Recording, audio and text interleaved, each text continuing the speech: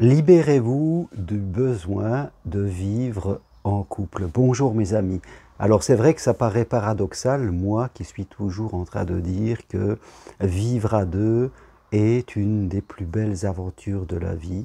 Et c'est ce que je vis, et c'est ce auquel je crois, et j'accompagne, j'invite, que ce soit sur Compostelle ou en rendez-vous individuel, à euh, inviter les gens à croire en l'amour authentique à deux et à vivre cette superbe expérience. Rappelez-vous, nous sommes, par nos pensées et par nos comportements, les constructeurs de notre vie, de notre bonheur ou alors d'une vie qui ne nous convient pas. C'est par nos pensées qui découlent après nos comportements, nos attitudes, notre communication, et qui fait que nous vivons d'une manière heureuse en amour ou pas du tout.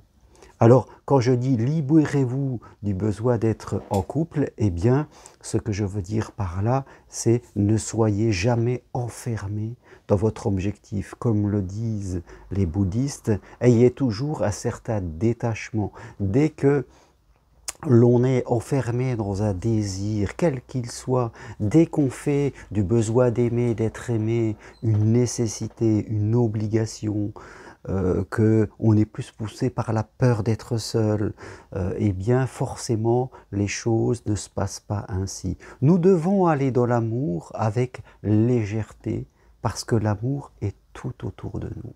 Oui, c'est un chemin comme le chemin de Compostelle qui se fait dans l'ouverture et dans la souplesse. Je suis toujours étonné de voir combien les gens manquent de souplesse, de rigidité. Ils sont toujours en train de s'arrêter parce qu'il y a ça qui ne va pas, ou ça c'est pas comme je veux, en train d'interpréter et en train de, je dirais, monter des murs entre eux et l'amour qu'ils désirent. Il faut que les choses soient comme ils veulent.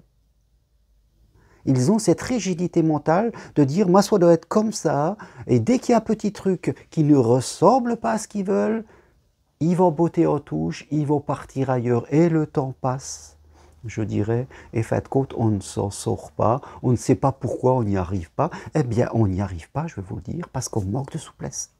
Parce qu'on ne laisse pas le temps à l'autre d'évoluer, on ne laisse pas le temps à l'amour de venir à nous et de grandir dans notre cœur.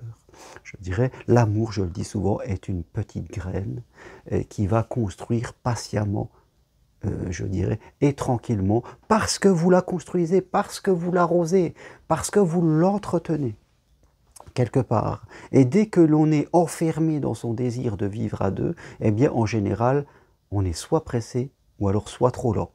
On va trop vite, ou alors on n'avance pas.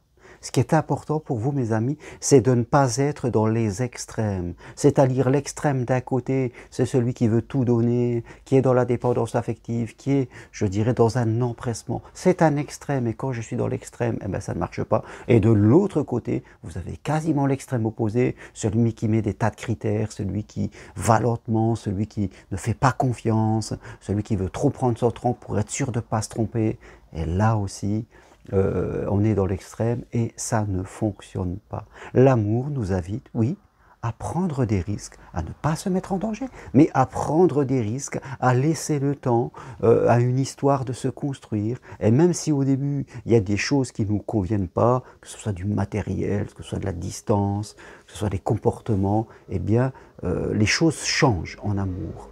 Parce que quand on aime, on voit les choses de façon différente et on commence à changer son quotidien. Moi, j'ai souvent changé de vie.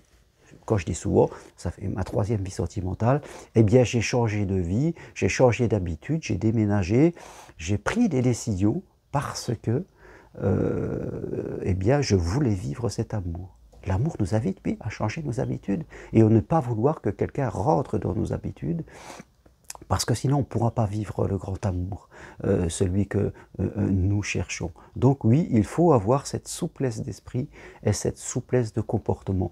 Bien sûr, ça ne se fait pas tout de suite de but en blanc, c'est pas au bout d'une semaine qu'on va se dire « ah ben, je déménage, je vais habiter chez quelqu'un ». Non, on va laisser passer des mois et vraiment, si l'histoire et le bonheur qu'on continue qu'on construit ensemble, qu'on se connaît, à un moment, la réponse vient. C'est la réponse qui va venir à vous. Vous voyez, il faut moins mentaliser, moins se projeter dans le futur, moins s'interroger, moins être dans le mental. Je dirais, il faut vivre la relation, être dans l'émotion, être dans la sensualité, dans le partage, dans la sexualité. On vit la situation parce que aimer, c'est une émotion, ce n'est pas une analyse. Et vous verrez qu'avec le temps, eh bien, les réponses à vos questions, elles viennent toutes seules. Elles viennent toutes seules. Il n'y a rien besoin de faire. Il n'y a qu'à vivre la situation. Voilà ce que je voulais vous partager aujourd'hui. Libérez-vous de vos pensées. Libérez-vous de vos pensées. Je veux dire que de vos comportements qui découlent de vos pensées, soit d'aller trop vite, de trop donner, soit, je veux dire, de mettre trop de critères. Il faut vous libérer de vous et de votre psyché, de votre mental, parce que c'est lui le premier obstacle à votre bonheur. Voilà ce que je veux partager avec vous aujourd'hui. Prenez rendez-vous avec moi si vous voulez qu'on fasse le point de votre situation, que vous soyez célibataire, que vous soyez en couple et que ça ne va pas, ou dans une situation particulière où il y a des amants, des maîtresses, des histoires de sexualité, que sais-je encore, les enfants de l'autre. Voilà, prenez rendez-vous avec moi, on fait le point ensemble, en 1 ou 2 séances. Je vous apporterai des clés, vous serez capable d'avancer tout seul, c'est ça le but. Le but, c'est que moi, je vous apporte des clés pour évoluer, que vous soyez capable de mettre en place tout seul et que vous progressez. Voilà ce que je peux vous dire. Toutes les manières de me contacter sur mon site germainrocari.com ou sur le site,